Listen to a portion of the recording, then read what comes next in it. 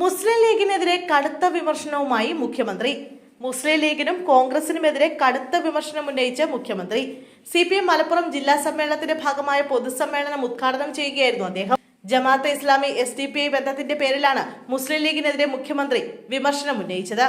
സുന്നി വിഭാഗം എക്കാലവും അകറ്റി നിർത്തിയവരാണ് ജമാഅത്തെ ഇസ്ലാമി എന്ന് വിമർശിച്ച മുഖ്യമന്ത്രി ഇവർ UDF-നൊപ്പം ഇപ്പോൾ ചേർന്ന് പ്രവർത്തിക്കുന്നുവെന്നും പറഞ്ഞു. മുസ്ലിം ലീഗിന് അവരോട് വല്ലാത്ത പ്രതിപത്തിയാണ്. ഇത് അപകടകരമാണ്. മുസ്ലിം ലീഗ് വർഗീയ ശക്തികളോട് കീഴ്പ്പെടുന്ന നിലയിലാണ്. ഭാവിയിൽ വർഗീയ ശക്തികൾ ലീഗിനെ തന്നെ വിഴുങ്ങേണ്ടി വരുന്ന അവസ്ഥയുണ്ടാകും.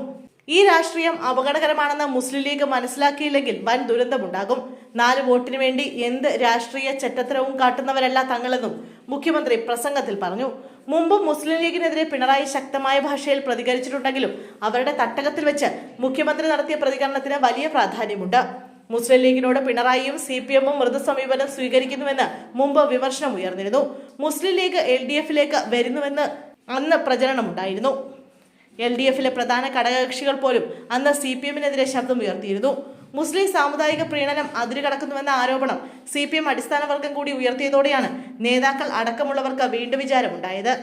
ഇതിനിടെ മുസ്ലിം ലീഗ് LDF-ലേക്കില്ലെന്ന് വ്യക്തമാക്കുകയും ചെയ്തതോടെ പിണറായി അടക്കമുള്ളവർ മുസ്ലിം ലീഗിനെതിരെ തിരിയുകയായിരുന്നു. ഈ നിലപാടാണ് ഇപ്പോൾ കടുത്ത ഭാഷയിൽ മലപ്പുറത്ത് എത്തി പിണറായി ആവർത്തിച്ചത്.